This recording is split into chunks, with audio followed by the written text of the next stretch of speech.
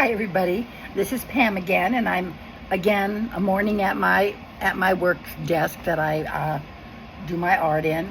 And I had thought about a topic that's been on my mind. People ask me a lot, actually, where do you come up with your ideas?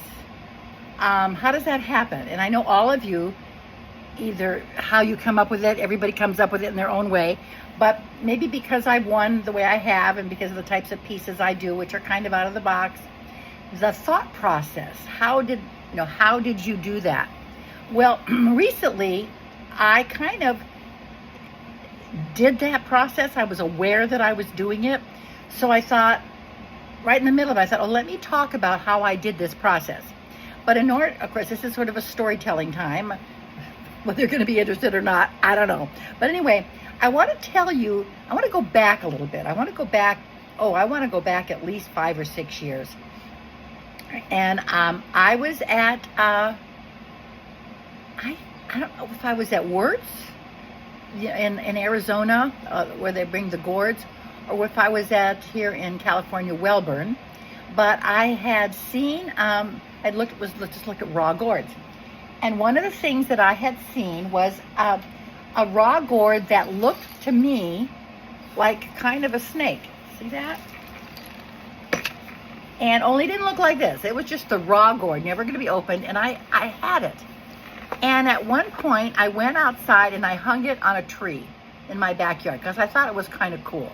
But I hadn't done anything to it. Then, it was a rage at the time. There was a new idea. People were going to put crayons on gourds. Crayons. You kind of melted them and you put them on your gourd of the different colors. But of course the idea was you shouldn't put it in the sun. Well, I wasn't thinking of that. So I put some of that crayoning on my gourd, and then I went and put it outside under a tree. Didn't even think about what I had put on. I was just kind of done with it. I didn't like what it looked like, and I do this sometimes. Well, a year went by, and as the summer heat hit it, all that crayoning began to melt. And it all melted, the design went away, and it was just sitting there. And I have to say that it probably sat outdoors a good 2 years. And then this is kind of sometimes what happens to me. I have been looking at the concept of Zentangle. I hadn't done it yet, but I had decided to buy a whole bunch of pens, white and black. I think that were my main colors. Maybe I had kind of a purpley one. And they finely drew, very, very fine. Now, they clogged a lot. Maybe some of you have them. I have them back, and I don't think I use them anymore, but I guess I should have tried more. And I wanted to do something with Zentangle. And so I just walked outside, and I pulled this gourd off the back of the tree, and I just washed it down. It hadn't cracked. Nothing had happened to it. It had been in the shade. But, of course, it was a mess. And I washed it off, and I put some alcohol dyes on it first. You can see that I put some alcohol dyes in sort of some patterns, just the alcohol dye. Then I got out these pens, and you can see I began to Zentangle a pattern, and they have like a glow to them, if you can see. I just sat there for hour after hour, just entranced by these pens, and I covered this. And I brought it to a show and tell, back when my Orange County Gourd group was meeting near the Orange County Fair. We had like a church thing that we met there. And I brought it. Everybody reacted. Like, oh my God, they were I didn't get that reaction from it, but everybody around me did. They wanted to look at it.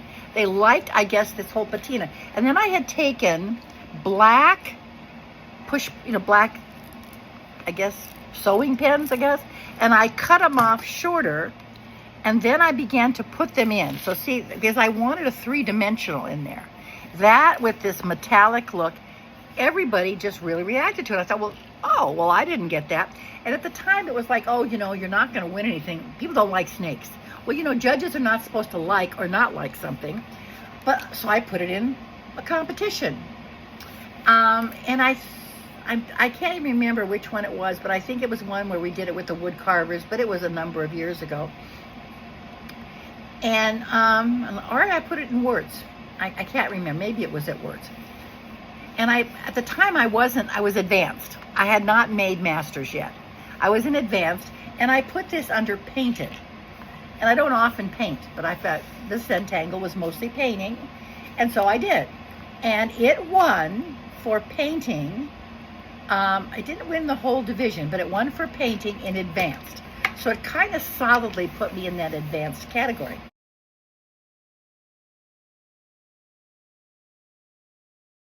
So this is something that I do occasionally. I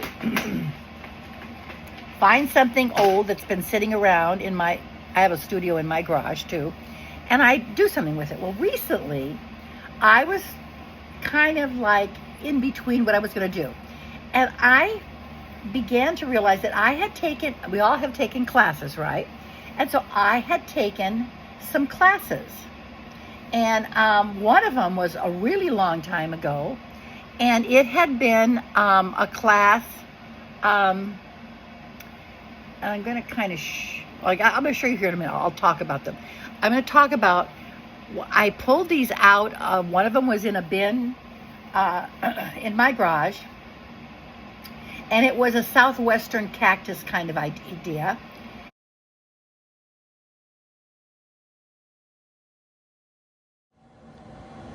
So what I did is I pulled it off a shelf, and it had a cactus on it. Way hidden underneath there was a cactus, and then this roughly filigree. And I took some fiber clay. This was my first iteration of it. I took some fiber clay, and I did the coral work. And this is fiber clay leaves. And this is a piece of coral. And then this was the original rough hue that I had left.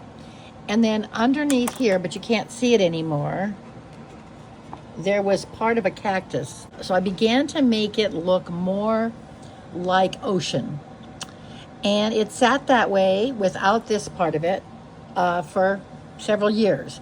And then a couple days ago, I pulled it out, and I began to look at it in a different way. And I took some pieces that I had off of something else. In other words, I was taking other pieces apart. That's okay. If you made it, it's yours. You can do what you like. And I pulled it off of a piece that had broken.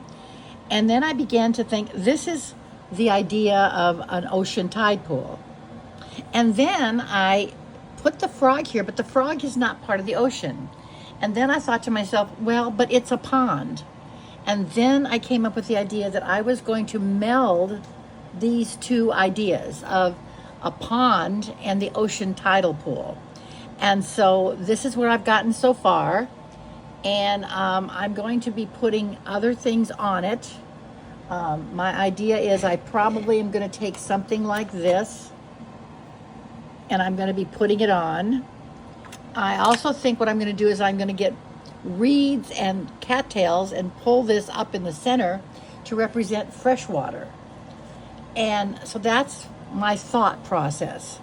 And I got a working title called Ripples and Tides. I thought to myself, maybe I'm going to do some things with an ocean, maybe several pieces. And so I'm calling this a leap across realms, because the frog brings the leap idea, because I'll be doing the freshwater pond idea in the center, and the outside will be the tide pool. And then I will come up with titling, and we'll talk about that again, how to title your pieces. So that is the first piece that I pulled off of a shelf and started to work with. Then this class that I took, I want to give credit, was Deborah Williams, and it was at Wertz, and it was a cactus originally, but this is where it's come. Then I took a class from Robin Bryson at the Orange County Gourd meeting, and I'm going to show you a picture of it originally.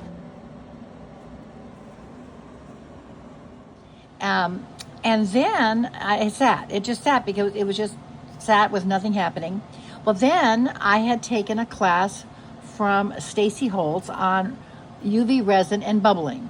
So I decided then to put the UV resin bubbling onto this surface that was very boring, and it began to look very oceany. And so then inside, remember we have to finish the inside. So the inside is, again, gravel. And then I got a piece of coral, And so that's what I did with this. Yeah, I did. So that's, again, another ocean thing. I'm going to call it the same thing, ripples and tides, and carry that on. Then again, like Stacy Holtz, in the actual class, I just brought a little bowl, and this is that bubbling technique. So I pulled that out, and I thought, well, you know what? I want to do something with that in the ocean idea. And I had a piece like this that I took off of another old piece that I'd had out in my garden that was weathering. So this idea of another type of a tide pool idea. So I'm carrying out this ocean idea. And then I had one more thought, and I don't know if I'm going to go with it yet, but I also have a piece that is fibered. And my thinking is, you know what, this could actually be an octopus if I worked with it. So that's another thought process I have going. So this is what I did. I pulled things that I had sitting out, and I began to rework them. And like, I don't compete anymore, so I'm not worried about the fact that these came from a class. If you change it completely like this, it's not a class gourd anymore. But it has to be really changed though. So this was from a class, but I don't compete, so I'm just going to be putting it in, maybe showcase it in Grandmaster. But I will admit to who, you have to say where I got it from. But it's the next iteration where I went from it, and so that's what you can take and change things and make them your own, or again, repeat just the thing you had in class on something else, and now that's now yours, and then begin to do things with it. So this is where I've come, and I have one more piece that I don't have here to show you, but it'll be coming up, where I'm going to use this. I have carved it, I know I'm going to use it, and I have a piece for it to go on. That'll be coming up. So this is what I wanted to show you, is what I can do, and when these are done. Just pulling something out and then working with it. So that's how I came up with. So now I'm thinking to myself, this is going to be maybe a trilogy called Ripples and Tides that I can put together and show as a grouping. But you've got things like this that you didn't like or you have finished. You can do something with them. Maybe you've got an old piece and it broke. You can pull things off of it and you can reuse them. Now I want to get a little serious just in between all this and talk. Because what I was showing you were things that were in a class that I took, sort of, kind of. And so that brings up all kinds of issues about competition in a class that you took. And there's all kinds of ways to look at this. But also you have to think about what is the competition you're in and what are their rules. Now, if you're in a California Gourd Association competition, they have a category called class gourds. Now, that does not mean that if you learn to do a wave and you put a wave on something else, that's a class gourd. No. It means, is it mostly what you got in the class? For example, I'm going to show you this one. This one that I took, where I did the Robin Bryson talk through this. This is something that I had in Robin Bryson's class. She gave me, I didn't change this. What I changed was the texture that I did over it. This is a class. If you were going to do an Orange County competition, you have to put this under the class category. It's not different enough. It's not that she owns all the turtles, but this is her art that she gave me to put on here. I didn't change it. I did all the texturizing. So that's what. Now, if you're in an Orange County, San Diego County, Los Angeles County fair, they have different rules. Sometimes it will say that they want you to do original. Now, original does not mean that you can't use free clip art, but it does mean that you have to be using, when they say original, your idea. I would not say that this is my idea. I can put a turtle on here. It's different, and then it is my idea. Nobody owns the idea that you can put a sea creature on a bowl. That's not. But this was specifically what she gave us to do. That is very specific. It is not just a generalized. If you paint a generalized sea creature on here, this is your idea. But this, I would say, no, this is a class, even for the Orange County Fair. It says original. I would not do that. But then if I'm going to look in terms of, okay, so what if we're looking at this piece? First of all, filigree is not anything that any class owns. Filigree is being taught all over the place. Fiber clay is not something I own that I suddenly decided to do it. I saw it on something else and added it here. I don't own that idea. It was a great big cactus that went. A vase that's cut this way is common. Very, very common. So the only thing that was that person's art was the cactus, which I obliterated. So I'm going to say this is not a class gourd. It is something completely different. I've completely rearranged it. It's not anything like the original art. It's just that it's gourds that are cut this way with the V in the front, that's not new. If you've covered it up and it's all your art, which is my art, then that's different. That's a different thought process. Now, let me talk about this one. This one I took this in Stacy's class. This was just a rough gourd, and she showed bubbling resin. Now, bubbling on resin is not necessarily a proprietary procedure. It's being shown all over the internet. But I did do this in a class. Totally. I didn't change. This is it. Now, I'm going to put something on top of it, which makes it look different. Herein we get to a gray area. Is this a class gourd? I am going to say, yes, it is.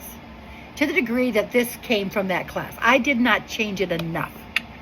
I'm just adding a new topper. So it's like half and half. Now, an Orange County fair, San Diego fair, Los Angeles County fair, they don't have a class gourd. Or they don't have that category.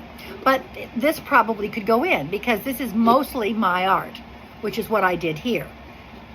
Okay, but if you're going to be in a California Gourd Association certified competition, I would check with the movers and shakers before I did something like this, because this is what I took in Stacy's class. It's half of it.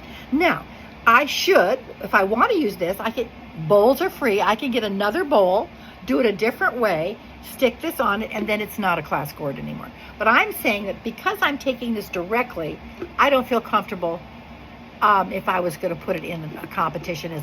I would put this under class, even though it's just a plain bottom. But I think it's enough that it came directly. I didn't change it enough. This does change it, but this didn't get changed enough. So this is believe me, this is something we all talk about, and we want to make sure that we're trying to use, when we do compete, try to use original things you came up with. But free clip art is something you can use, but then you use it in your way. So that's kind of a little check if you're not sure, especially in a competition that's our Gourd Association, California Gourd or American Gourd. They have rules, and we want to make sure, because they do have a category called class, you need to check. And you can check with the judges. You can check with the presidents of the different clubs. Ours is Debbie Zimmerman. You can also ask Olive. You can ask you can ask me what we think, but I would definitely, when you're going to put something in, the people that are accepting it, you can ask them what they think. That way there's no doubt about what it is, because we really want to stay within the rules. But I am saying that you can go get something old and take it apart and reuse it and come up with something very, very exciting. And that's what I'm suggesting. I hope this was helpful. So this idea of what you can do with something else that you've done, again, like this idea, I carved this years ago, but it's long been off of the thing. That thing is gone. But I have the actual gourd that this got carved out of, but it's being used for something completely different. But I'm going to meld them back together, since I'm doing this ocean idea, and pull it back in. So that'll be something else that I can be showing you. So this is my suggestion. You're out of ideas. Walk around, look at your bins of things you've tossed or things you've broken or things that you took a class, you didn't like it, and how can you give it a rebirth? Another thing that I've got in my mind, which I want to talk to you about, I took that Stacy Holt's bubbling class, and then I thought I didn't want to redraw another sea turtle. So what I did was I just printed on my printer. This is free clip art. I made sure it was, and I cut it out. And then I had a class where I had put this watercolor ground, which makes it like watercolor. You can actually watercolor on it now. So what I did is, I have that on there. I put the turtle on, and then I began to resin bubble it. And then I did, another thing that I had was a very, very like a sparkly, here it is, let me show it to you. I had this, it's called mica powder sparkling white. I don't know if that comes out backwards on there or not. It's called mica powder sparkling white. And I put that over the top of this. Well, now this is just a shard. I don't really know that I can do anything with this, but this is my idea for if I want to put something else. You can use free clip art. And if you bury it enough under all this UV resin, it kind of, and you could even maybe get the colors to bleed a little bit when you're doing it, and then it's going to look very realistic. And you can use that as long as it's free clip art. Can't use it if it's copyrighted, you know that. But there is plenty of that out online. That's exactly what I did. I made sure it was to see what I could do if I buried it, and it looks very, very iridescent. So that's my suggestions of how you come up with an idea, and I hope it's helpful. Bye, guys. I've decided to add another addendum since it seemed to come up in this video. We were talking about clip art, and there's free clip art. But I also wanted to tell you something I haven't really talked about. You can purchase clip art. Now, you have to be careful. You have to read what you're buying. Sometimes it'll say commercial, and sometimes it'll say personal. If it's commercial, you have to put it into something else. You can't just take it as it is. But if you put it into your art, you can then sell it. If it's only personal, then it's something that you do. You could compete with it, but you can't sell it. So it's not that you can't use that clip art that you find. Let's say you find a piece you really like. It's not that expensive. Buy it and document that you did. Then you can put it in your piece. People are always saying, well, you know, I got to be careful of copyright infringement. Well, yeah. If you're not going to pay anybody, then be sure it says free. But be careful, because sometimes it looks like it's free and it's not. So do a little research. And then you can, if you really like a piece, really like it, sometimes it'll be $5 or something. But then check, is it commercial that you're buying or only personal? And they'll tell you, or you can look up what that means. I believe when it's personal, you can compete with it. I just don't think you can sell it and put it on the internet for sale. Now, if it's commercial, you have to change it to yours. It can't just be directly from them, but you put it on something of yours, and then you can. So it's not, that's another thing you can look into. It's not that much money to buy a piece of clip art that you really, really like. It's certainly better, and then make a copy that you purchased it and clip it with anything that would go with your art piece in case a judge would have a question about it. You've got your proof right there. So it's not that you can't use other kinds of clip art. I forget to tell people that they can. And now that we're talking in this general vein, I don't think that we talk enough about copyrighted art stuff. I mean, you cannot just take a piece of art. For instance, years ago, at Christmas time, stores would have artists come and paint a picture of Rudolph the Red-Nosed Reindeer on the front of their store for Christmas. And they would sometimes get found out, now that we're in the age of the internet, and they would get a fine. Because there are companies that are hired by the artist or the family of the artist that own this, that just look for that word to pop up and levy fines on it, because they own that. This is either their families owns it from an inheritance, or they personally own it. And they have a right to that. I'm sorry. I feel like if you invented Rudolph the Red-Nosed Reindeer, I think you'd want to get your residuals from it, right? We just, and so it's like, remember when people weren't singing happy birthday in restaurants, they were thinking happy, happy something else, because it wasn't in the public domain yet. It is now, but it wasn't then. And so they had to come up with another kind of birthday song, or they had to pay if they sang it.